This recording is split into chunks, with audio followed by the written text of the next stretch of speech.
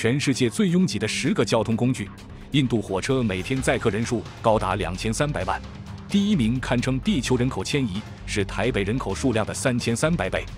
谈到拥挤的交通工具，相信大家第一反应就是上班早高峰时那人满为患的地铁站点或者公交车等待区，每个人的肩膀都与陌生人紧紧相连，甚至还能感受到旁边乘客的呼吸温度。但你以为这已经是人类的极限了吗？当然不是。在这个视频里，你会发现，出行已经不再是从一个地点到另一个地点的简单移动，而是一次关于耐力、适应力以及人类承受能力的极限挑战。今天就跟着世界之最 TOP 一起来看看世界上最拥挤的10个交通工具，比沙丁鱼罐头更可怕的拥挤极限。第10名，奇迹摩托车。在越南，人们对摩托车的爱，那可谓是爱的深沉。自越南改革开放以来，虽然经济飞速发展，但人均收入还是有点紧巴巴的。由于汽车购置税费较高，公共交通严重落后，大多数越南居民都会选择摩托车作为主要交通工具。根据统计数据显示，截至2018年底，越南国内摩托车保有量已经达到4500万辆，几乎每2个越南人就拥有一辆摩托车。然而，越南对摩托车的需求仍在不断增加，2011年销量突破330万辆，到2018年全年销售量更是接近340万辆。而就在这样一个摩托车盛行的国度，一家人骑一辆摩托车出门，那是最平常不过的事情，甚至还催生了一个名词叫移动家庭。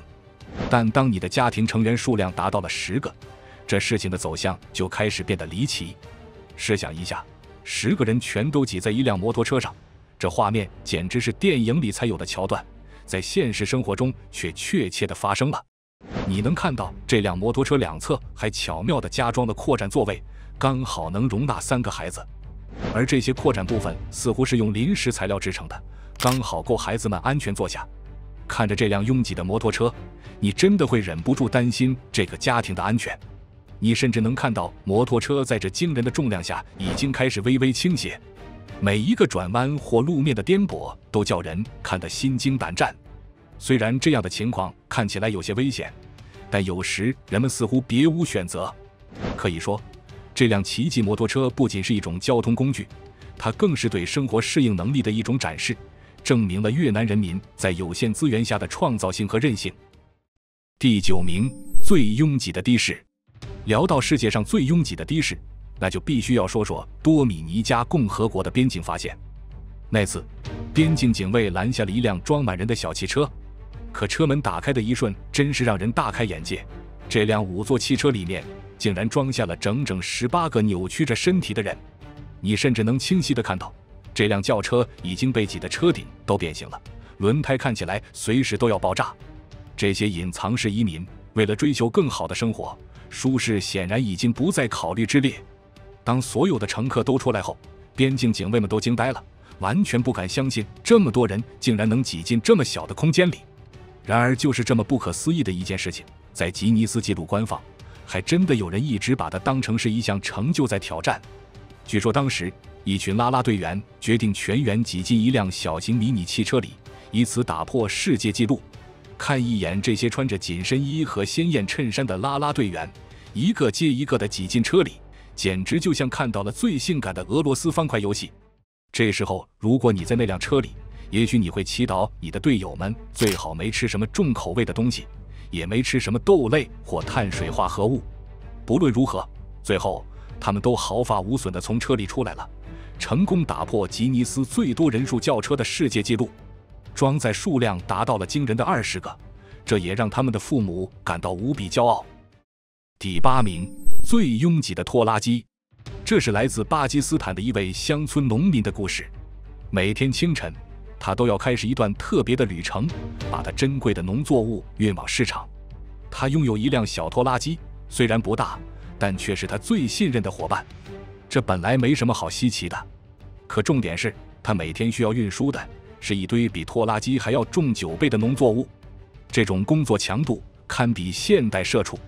怪不得他每天都要先向拖拉机神祈祷，然后再小心翼翼地启动发动机。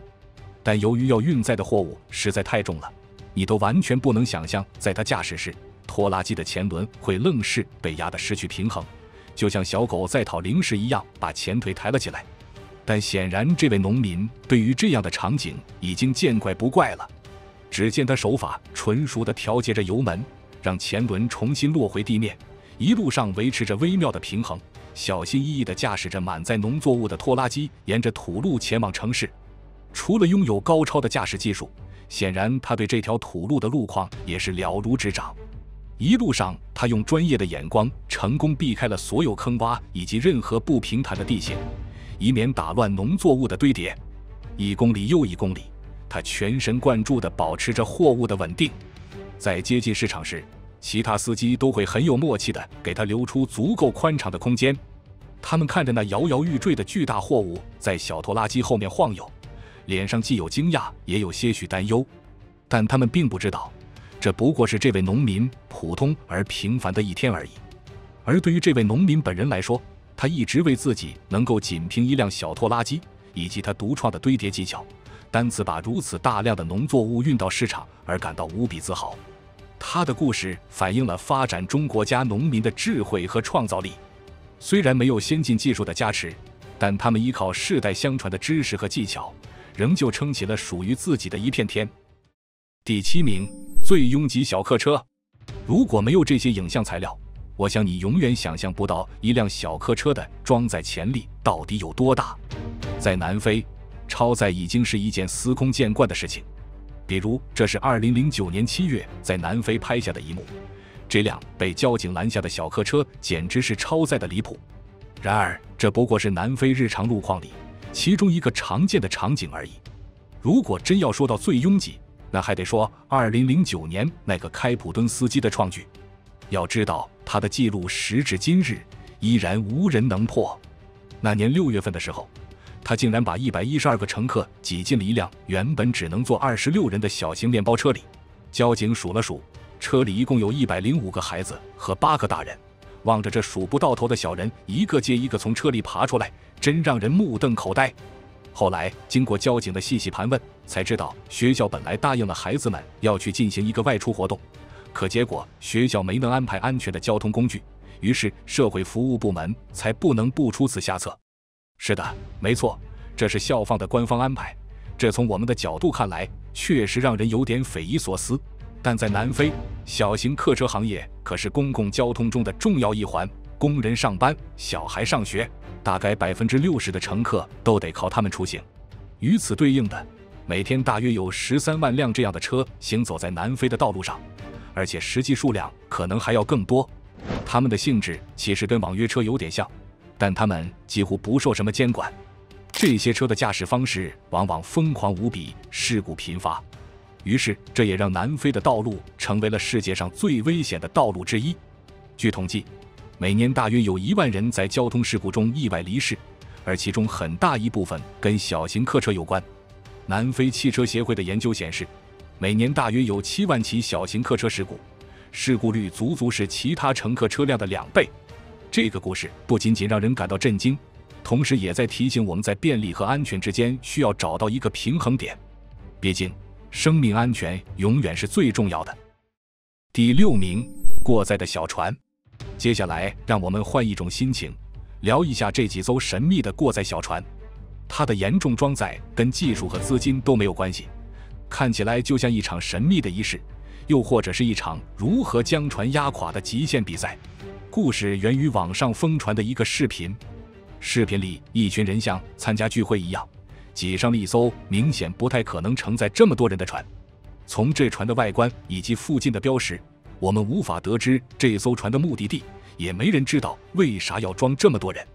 眼看着船要出发了，它就在水面上转了几圈，然后慢慢沉入了水中。或许仅仅是因为船上乘客的一个简单动作，就打破了之前微妙的平衡。此时，视频镜头转向周围时，一切都变得更加神秘了。河岸两侧好像有成百上千的人仍在排队等候，还有很多船只在水面上做着同样的事情。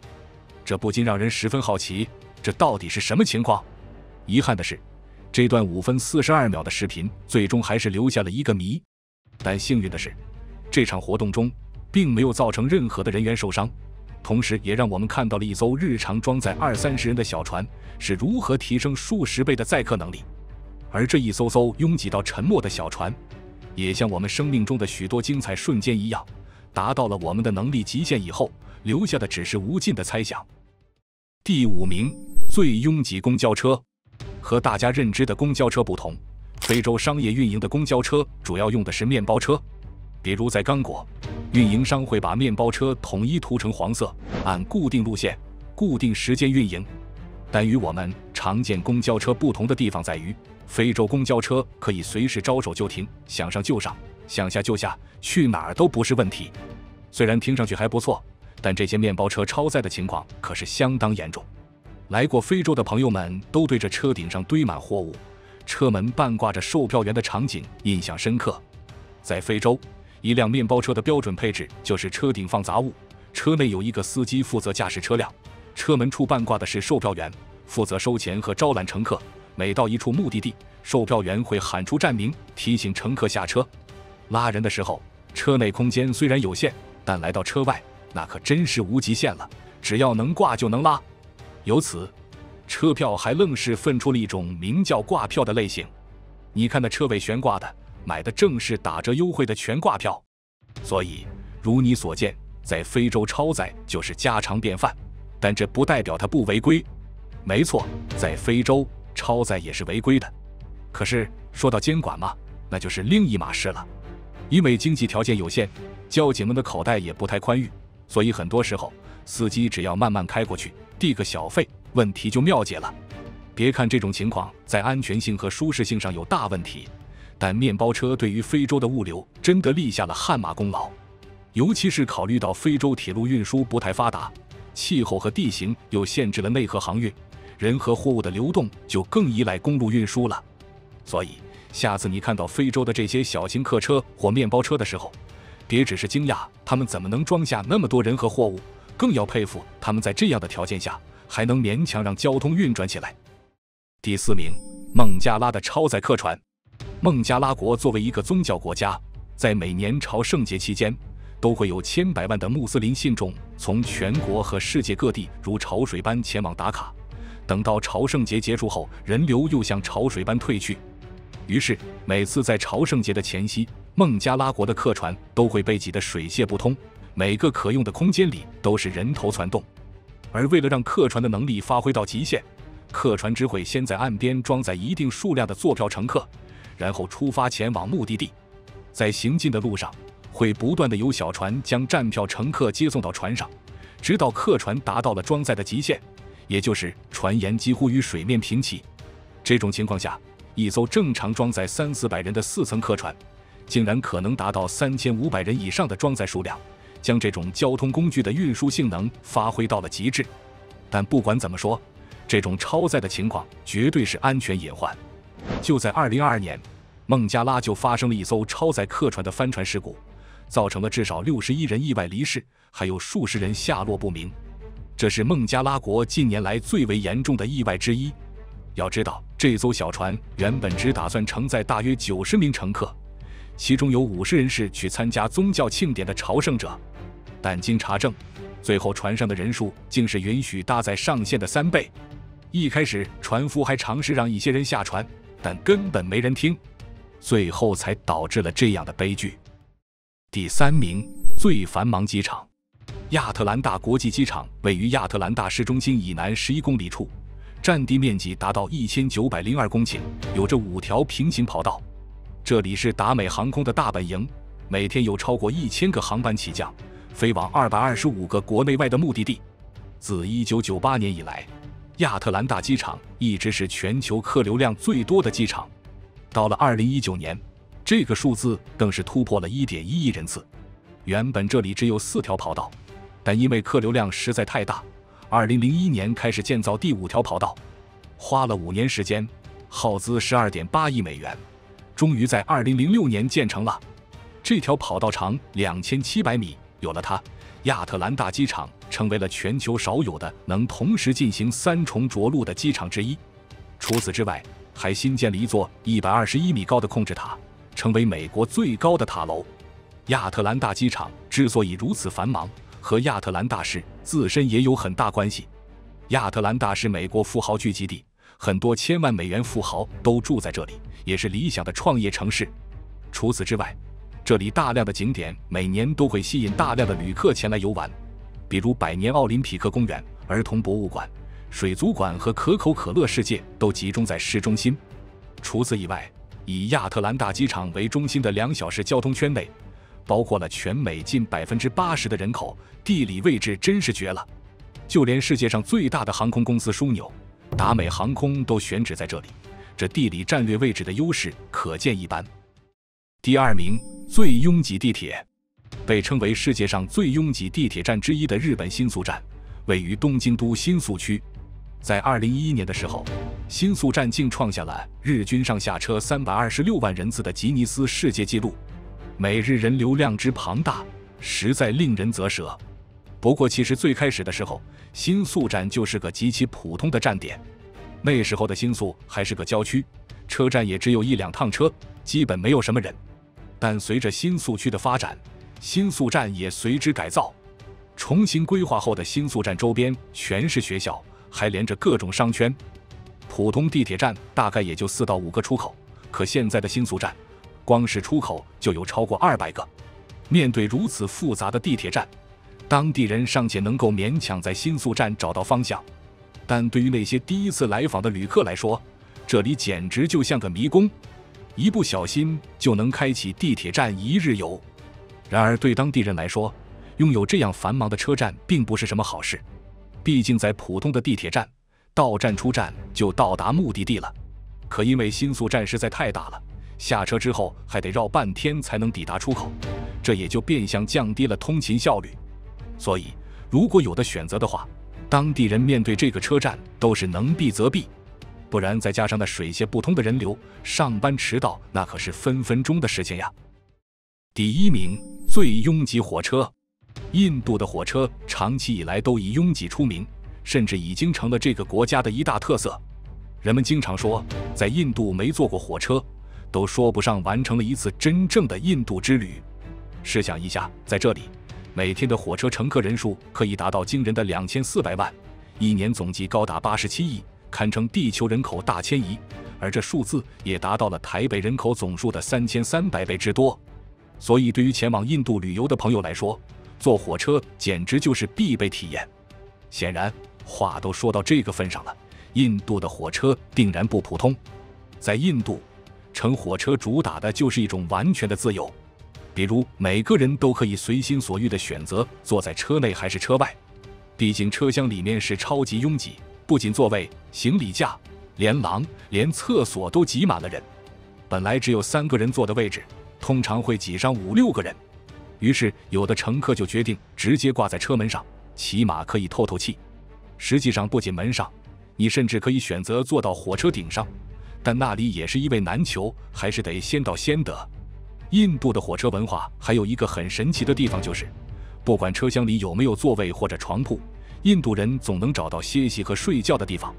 所以如果你哪天去印度，记得体验一下这种火车之旅，保证让你大开眼界。不过也要做好挤火车的心理准备就是了。好了，以上就是本期视频的全部内容。不知道今天介绍10种最拥挤的交通工具，哪个最让你印象深刻呢？欢迎评论区告诉我们。如果您喜欢这期视频，欢迎点赞加订阅以及分享给您的朋友。感谢您的收看，我们下期再见。